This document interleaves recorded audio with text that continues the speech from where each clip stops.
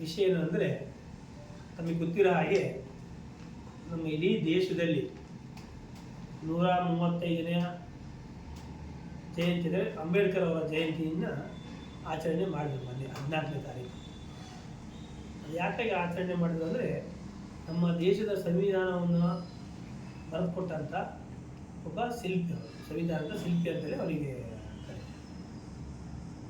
ನಮ್ಮ ಸಂವಿಧಾನವನ್ನು, ನಮ್ಮ ದೇಶದ ಸಂವಿಧಾನವನ್ನು ಇಡೀ ನಮ್ಮ ಪ್ರಪಂಚದಲ್ಲೇ ಒಪ್ಪಿಕೊಳ್ತಾರೆ ಅಂಥ ಒಂದು ಪ್ರಜಾಪ್ರಭುತ್ವದ ಸಂವಿಧಾನ.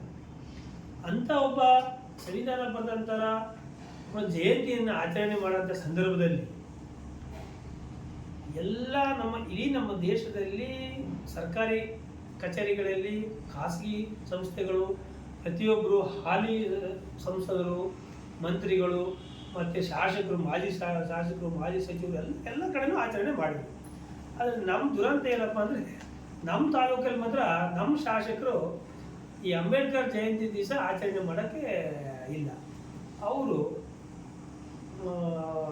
ಮಂತ್ರಿಗಿರಿಗೆ ಅಂತೇಳಿ ಡೆಲ್ಲಿಗೆ ಹೋಗಿ ಕೂತ್ತಾರೆ. ಮಂತ್ರಿ ಆದರೆ ನಮಗೆ ಸಂತೋಷನೇ. ನಾವೆಲ್ಲರೂ ನಮ್ಮ ಕ್ಷೇತ್ರದ ಒಬ್ಬ ಶಾಸಕರಿಗೆ, ಅದು ಯಾವುದೇ ಪಕ್ಷ ಆಗಲಿ, ಒಂದು ಮಂತ್ರಿಗಿರಿ ಸಿಕ್ಕ ಅಂದರೆ ನಾವೆಲ್ಲ ಸ್ವಾಗತ ಮಾಡ್ತೀವಿ, ಸಂತೋಷ ಮಾಡ್ತೀವಿ. ಆದರೆ ಶಾಸಕರಾಗಿ ಒಂದು ಜವಾಬ್ದಾರಿ ಸ್ಥಾನ ಇದೆಯಲ್ಲ, ಅದನ್ನು ಮಾಡ್ಬೇಕಲ್ಲ. ಅದರಲ್ಲಿ ಇವತ್ತು ಒಬ್ಬ ಅಂಬೇಡ್ಕರ್ ಅವರ ಜಯಂತಿಗೆ ಇವರು ಇವತ್ತು ಅಲಕ್ಷ್ಯ ಮಾಡಿ ಇವತ್ತು ಅಗೌರವ ತೋರಿಸಿ ಹೋಗಿದ್ದಾರೆ ಅಂದರೆ, ಇದನ್ನು ನಾವೆಲ್ಲರೂ, ನಮ್ಮ ಪಕ್ಷನೂ ಸಹ ಖಂಡಿಸುತ್ತೆ ಮತ್ತು ನಾವೆಲ್ಲರೂ ಸಹ ಇದನ್ನು ಖಂಡನೆ ಮಾಡ್ತೀವಿ.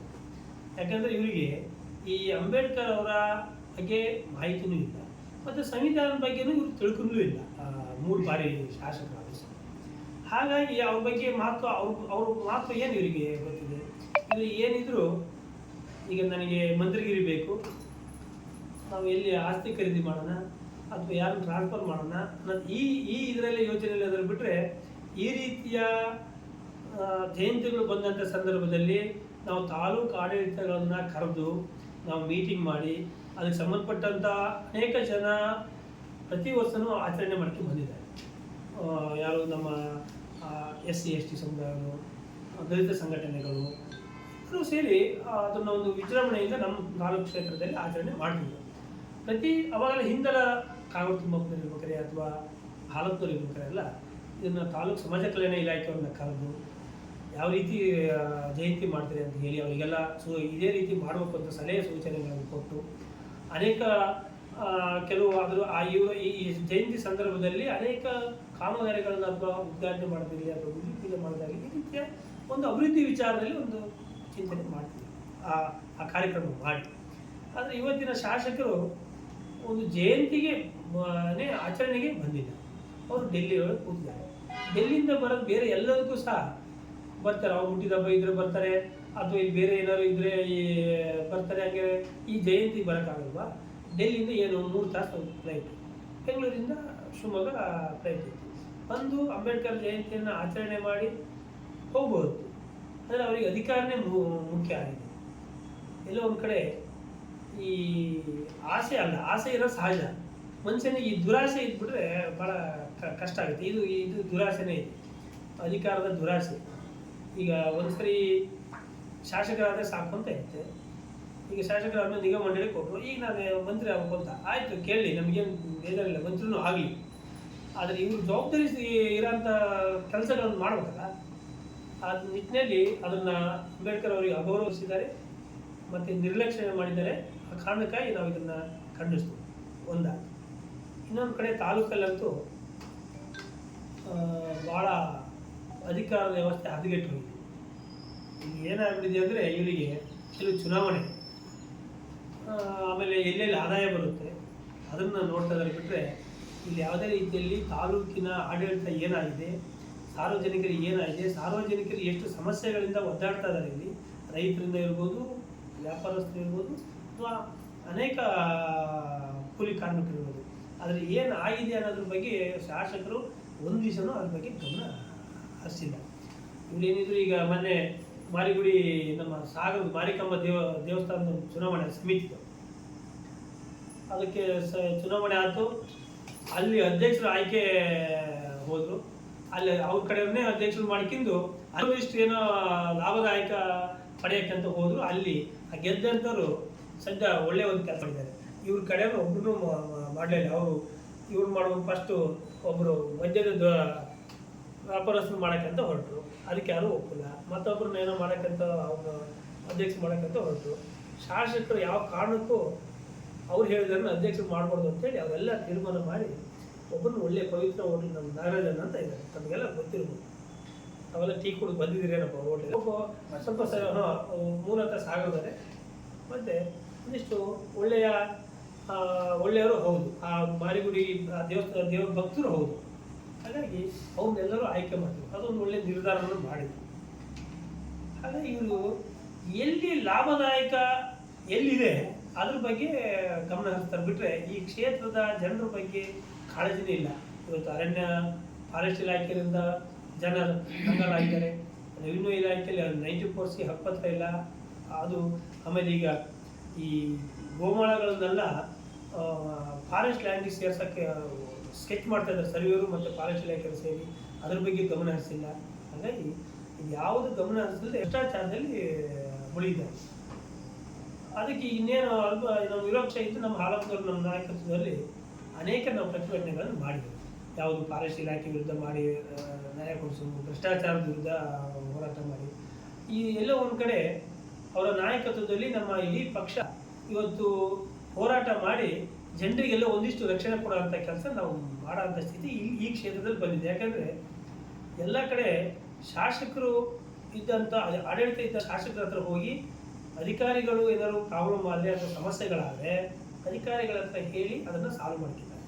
ಇಲ್ಲಿ ಏನಾಗಿದೆ ಅಂದರೆ ಅನಿವಾರ್ಯ ಶಾಸಕರೇ ಅಧಿಕಾರಿಗಳು ಶಾಸಕರೆಲ್ಲ ಶಾಮೀಲಾಗಿದ್ದಾಗೆ ಇಲ್ಲಿ ಅನಿವಾರ್ಯ ವಿರೋಧ ಪಕ್ಷದ ಜೊತೆ ಪಾಪ ಬಂದು ನಮ್ಮ ಹತ್ರ ಅಳಿತುಕೊಂಡಿದ್ದಾಗ ನಾವು ಅನಿವಾರ್ಯ ಪಕ್ಷದ ವತಿಯಿಂದ ನಮ್ಮ ಹಾಲಪ್ಪನವರ ನಾಯಕತ್ವದಲ್ಲಿ ಅನೇಕ ಹೋರಾಟಗಳು ಮಾಡಿ ಇನ್ನು ಮುಂದಿನ ದಿನಗಳು ಸಹ ಅನಿವಾರ್ಯ ಹೋರಾಟ ಮಾಡಿ ನ್ಯಾಯ ಕೊಡಿಸೋಂಥ ಕೆಲಸ ನಾವು ಮಾಡ್ತೀವಿ. ಹಿಂದೆಲ್ಲ ಹಾಲಪ್ಪನವ್ರು ಇರ್ಬೇಕಾರೆ ತಿಮ್ಮಪ್ಪನವ್ರು ಇರ್ಬೇಕಾರೆಲ್ಲ ಕ್ಷೇತ್ರದ ಸಮಸ್ಯೆ ಅಂತ ಬಂದಾಗ ಆಡಳಿತ ಪಕ್ಷ ಇರ್ಬೋದು ಅಥವಾ ವಿರೋಧ ಪಕ್ಷದಲ್ಲೂ ಸಹ ಎಷ್ಟೋ ಹೋಗಿ ಸಮಸ್ಯೆಗಳನ್ನ ಊರಿನ ಸಮಸ್ಯೆಗಳು ಬಂದಾಗ ಅಥವಾ ಈ ತಾಲೂಕಿನ ಸಮಸ್ಯೆಗಳು ಅಂತ ಬಂದಾಗ ಹೋಗಿ ಶಾಸಕರ ಗಮನಕ್ಕೆ ತಂದಾಗ ಅವರು ಗಮನ ಹರಿಸಿ ಅಧಿಕಾರಿಗಳಿಗೆ ಹೇಳ್ತೀವಿ. ಇಲ್ಲಿ ಶಾಸಕರು ಅಧಿಕಾರಿಗಳು ಎಲ್ಲರೂ ಒಂದೇ ಥರ ಆಗಿದ್ಕೆ ಇಲ್ಲಿ ಯಾರಿಗೆ ಹೇಳೋಕ್ಕಾಗುತ್ತೆ? ಈ ಹಿಂದೆಲ್ಲ ಏನಾಗಿದೆ ಅಂದರೆ ನಮ್ಮಲ್ಲಿ ಹಿಂದೆಲ್ಲ ಇದ್ದು ಎತ್ತುಗಳು ಅಂತ ಇದ್ದು ಎತ್ತು ಸಾಕಿದ್ರು ಅವು ಮುಗ್ಗಣ ಹಾಕಿಟ್ರೆ ಮಾತ್ರ ಕರೆಕ್ಟ್ ಇರೋವು. ಇಲ್ಲ ಅಂದರೆ ಏನು ಮಾಡಿದ್ರು ಅವು ಬಗ್ಸಕ್ಕೆ ಆಗ್ತಾಯಿಲ್ಲ, ಹೋಗ್ಬಿಡು ಯಾರ್ಯಾರ್ದು ಬ್ಯಾಡ ಹೋಗಿ ಹುಲ್ಲು ತಿಂದ್ಬಿಡವು, ಅದ್ರ ಮೇವು ಅವೆಲ್ಲ ರಗಳೆ ಮಾಡೋದು. ಇಲ್ಲಿ ಏನಾಯ್ತಂದ್ರೆ ಈ ನಮ್ಮ ಕ್ಷೇತ್ರದ ಮುಗ್ಗಣ ತೆಗೆದು ಓಯೋರಿಗೆ ಆಯ್ತು, ಪ್ರಾಣಿಗಳಾದಂಗೆ ಆಯ್ತು. ಇಲ್ಲಿ ಯಾರು ಹೇಳೋದಿಲ್ಲ ಕೇಳೋದಿಲ್ಲ. ಕೊನೆಗೆ ಆ ಹೇಳೋರು ಯಾರು ಆಗ ಆ ಕಡೆ ಈಗ ಅಕ್ಕಪಕ್ಕದವರೆಲ್ಲ ಬೈಯೋರು ನಮಗೂ, ನಾವೆಲ್ಲ ಜಾನುವಾರು ಸಾಕಿದ್ವಿ. ಎಲ್ಲರೂ ಸೇರಿ ಅಕ್ಕಪಕ್ಕದವರೆಲ್ಲ ಸೇರಿ ಬಂದು ಅದನ್ನ ಹಿಡಿದು ಕಂಬಿಗೆಲ್ಲ ಹಗ್ಗ ಹಾಕಿ ಕಟ್ಟಿ ಮತ್ತೆ ಮುಗ್ಗಣ ಸುರಿಬೇಕಾಯ್ತು. ಅದನ್ನ ಕೆಲವೊಂದ್ಸರಿ ಬೇಜಾರಾಗಿ ಅದನ್ನ ಈ ಊರಿಂದನೇ ಬೇಡಪ್ಪ ಬೇರೆ ಕಡೆ ಕೊಡ್ಬೇಕು ಅಂತ ಆಯಿತು. ಈಗಲೂ ಹಾಗೆ ಐತಿ. ಈ ಸಾಗರ ನೋಡಿಯಿಂದ 2028 ಮುಗ್ಗಣದು ಅಂದರೆ ನಮ್ಮ ಕ್ಷೇತ್ರದಿಂದನೇ ಹೊರ ಕಳಿಸ್ಬೇಕು ನಿರ್ಧಾರಕ್ಕೆ ಜನ ಬರಾದ ಸ್ಥಿತಿ ಬಂದಿದೆ. ಹೀಗಾಗಿ ಆ ಕಾರಣಕ್ಕಾಗಿ ಎಲ್ಲ ಒಂದು ಕಡೆ ಶಾಸಕರಾದಂಥವ್ರು ಜವಾಬ್ದಾರಿಯಿಂದ ಮಾಡಿದರೆ ಅದು ಆಡಳಿತ ಜನರಿಗೂ ನ್ಯಾಯ ಸಿಗುತ್ತೆ. ಇಲ್ಲದೆ ಹೋದರೆ ಈ ಜನ ಪಾಪ ಆಫೀಸ್ಗೆ ಅಲ್ದಾಡಿ ಇವತ್ತು ಯಾರೂ ಸಹ ಇಲ್ಲಿ ದುಡ್ಡು ಇಲ್ಲದೆ ಹೋದರೆ ಕೆಲಸನೇ ಆಗಲ್ಲ ಅನ್ನೋ ಸ್ಥಿತಿ ಜನ ಬಂದಿದೆ. ಇಲ್ಲಿ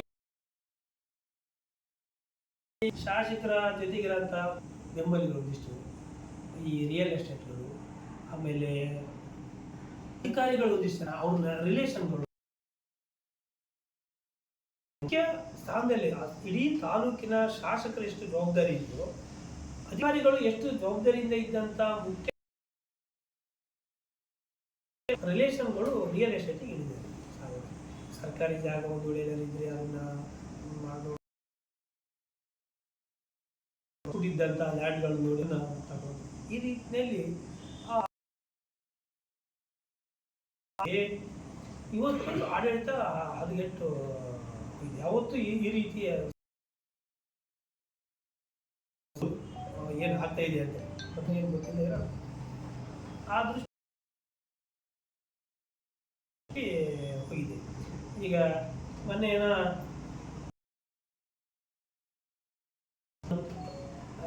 ಅಲ್ಲೇಷನ್ ಫೈಲ್ಗಳು ಸಾಕಷ್ಟಿದ್ದು ಎಲ್ಲ 3 ವರ್ಷದಿಂದ ಪೆಂಡಿಂಗ್ ಇಟ್ಕೊಂಡ್ಬಂದಿದ್ವಿ. ನಮ್ಮ ನಾಯಕರು ಹಾಲಪ್ಪನವ್ರು ಏನೋ ಶಿವಮೊಗ್ಗ ಹೋಗೋದು ಬೇಡ, ಇಲ್ಲೇ ಒಂದು ಟೌನಿಗೆ ಶಿವಮೊಗ್ಗ ಹೋಗೋದು ಬೇಡ. ಆದರೆ ಈಗ ಅದು ಹಿಂದೆ ಇವರು ಹಾಲಪ್ಪನವ್ರು ಇರ್ಬೇಕಾದ್ರೆ ಒಬ್ಬ ನಾಗರಾಜಲ್ಲ ಅವ್ರು ಮಾಡಿದ್ರು ಅಧ್ಯಕ್ಷರು, ನಗರಾಭಿವೃದ್ಧಿ ನಗರಾಭಿವೃದ್ಧಿ ಪ್ರಾಧಿಕಾರ ಅಧ್ಯಕ್ಷರು. ಯಾವ ಸದಸ್ಯಗಳನ್ನು ಸಣ್ಣ ತಾರದೆ 3 ವರ್ಷ ಪೆಂಡಿಂಗ್ ಹಾಕಿದ್ರು. ಯಾಕೆ ಪೆಂಡಿಂಗ್ ಹಾಕಿದ್ರು? ಏನೇನು ಎಲ್ಲ ಒಂದು ಸರಿ ಆದ್ಮೇಲೆ ಈಗೆಲ್ಲ ಮೊನ್ನೆ ಒಂದು ಎಷ್ಟು 100 ಚಿಲ್ಲರೆ ಫೈಲ್ಗಳನ್ನ ಎಲ್ಲ ಕ್ಲಿಯರ್ ಮಾಡಿದ್ದಾರೆ. ಅಂದರೆ ಇದಕ್ಕೆ ಕೊಟ್ಟಂಥ ಮಹತ್ವನ್ನ, ಇದಕ್ಕೆ ಕೊಟ್ಟಂಥ ಕಾಳಜಿನ ತಮಗೆ ಈ ಕ್ಷೇತ್ರದ ಜನರ ಬಗ್ಗೆ, ಕ್ಷೇತ್ರದ ಬಗ್ಗೆ ಯಾಕೆ, ಅಭಿವೃದ್ಧಿ ಬಗ್ಗೆ ಯಾಕೆ ಕಾಳಜಿ ತೋರಿಸಲ್ಲ ನೀವು? ಈಗ ನೀವು ಅವತ್ತು ಗೆದ್ದಿದ್ದು ಏನು? ಗೆಲ್ಬೇಕಾದ್ರೆ ಅಯ್ಯೋ ನಾನು 10 ವರ್ಷ ಅಧಿಕಾರ ಇಲ್ಲ, ನನ್ನ ಹತ್ರ ಏನೇನೂ ಇಲ್ಲ, ನನ್ನ ಹತ್ರ ದುಡ್ಡಿಲ್ಲ, ಏನಿಲ್ಲ ಅಂತ ಕಣ್ಣೀರು ಹಾಕಿ ಜನ ಹಳ್ಳಿಗೆ ಹೋಗಿ ದುಡ್ಡು ಎತ್ಕೊಟ್ಟು ಇವತ್ತು ನೀವು ಮಾಡ್ತಾ ಇರೋದೇನು?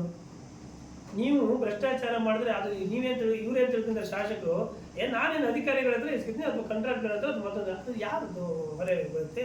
ಜನರ ಮೇಲೆ ತಾನೇ ಹೊರೆ ಆಗೋದು. ನೀವು ಎಲ್ಲೇ ಭ್ರಷ್ಟಾಚಾರ ಮಾಡಿದ್ರು ಅದು ಜನರ ಮೇಲೆ ಹೊರೆ ಆಗೋದು. ಆ ಅಧಿಕಾರಿಗಳು ಜನರ ಮೇಲೆ ಹಾಕ್ತಾರೆ. ಅದೃಷ್ಟಿಂದ ನೀವು ನಿಮ್ಮ ಈ ಕೆಲವರು ಅವ್ರ ಕಡೆ ಹೇಳ್ತಾರೆ, ನಮ್ಮ ನಮ್ಮ ಶಾಸಕರು ಒಂದಿಷ್ಟು ಕೊಡ್ತಾರೆ, ಅದು ಕೊಟ್ಟು ನೀವು ಸಹಿಸಬೇಕಾಗಲ್ಲ ಅಂತ. ಕೊಡಬಾರ್ದು ಅಂತ ನಾನು ಹೇಳಲ್ಲ. ಆದರೆ ಸ್ವತಃ ದುಡ್ಡು ಕೊಡಬೇಕು.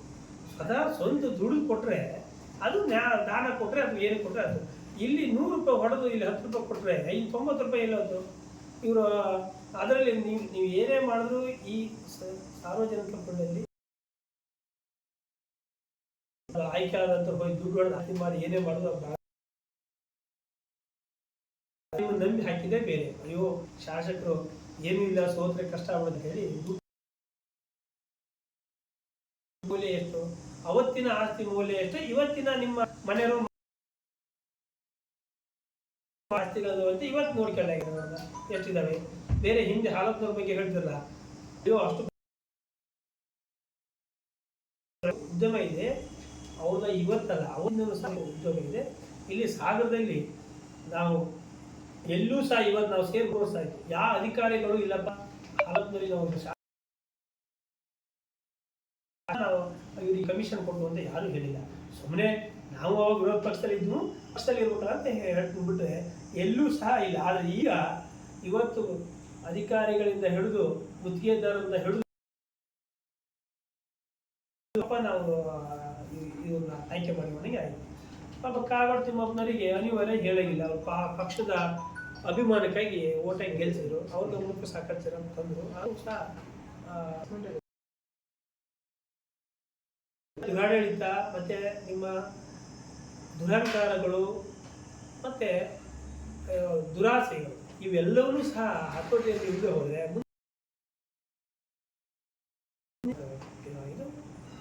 ದಿನಗಳಲ್ಲಿ ಮಾಡ್ತಾರೆ, ಜನ ಪಾಠ ಕೆಲಸ ಮಾಡ್ತಾರೆ.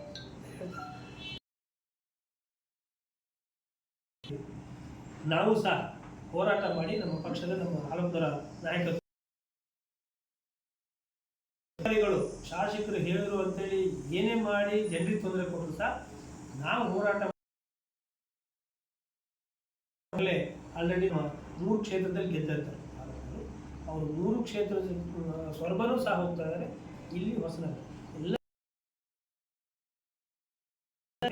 ಅಥವಾ ಶಾಸಕರಿಂದ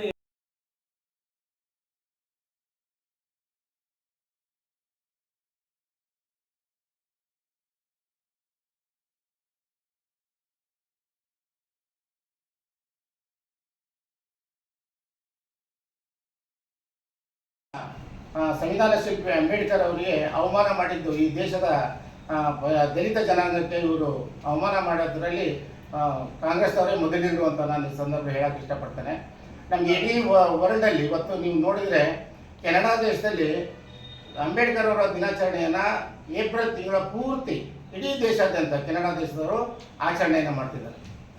ಇಡೀ ಒಂದು ತಿಂಗಳು ಅಂಬೇಡ್ಕರ್ ಅವರ ಜನ್ಮದಿನಾಚರಣೆನ ಇಡೀ ತಿಂಗಳು ಇಡೀ ದೇಶದಲ್ಲಿ ಆಚರಣೆ ಮಾಡ್ತಾರೆ.